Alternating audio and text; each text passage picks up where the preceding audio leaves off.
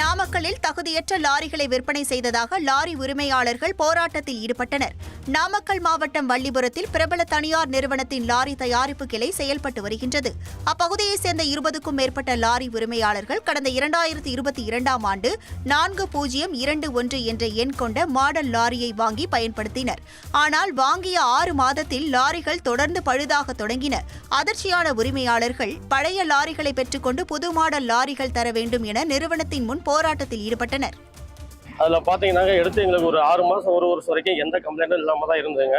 அதுக்கப்புறம் பார்த்தீங்கன்னா இந்த வண்டியில் வந்து பிரேக் கம்ப்ளைண்ட்டு, லைனிங் ஷூலேருந்து, ட்ரம்முலேருந்து, ராஜிட்லேருந்து, சேம்பர்லேருந்து, கிட் ஐட்டத்துலேருந்து எல்லாமே லிப்டாய்சல் இஷ்யூலேருந்து எல்லாமே நடவடிக்கை வழியில் வந்து கம்ப்ளைண்ட் வைக்குதுங்க. அதனால் வந்து வழியில் ஸ்பேர்ஸும் கிடைக்க மாட்டேங்குது. வண்டி ஒரு வாரம் 10 நாள் ஆனால் கூட வழியில் ஸ்பேர்ஸ் கிடைக்க மாட்டேங்குது.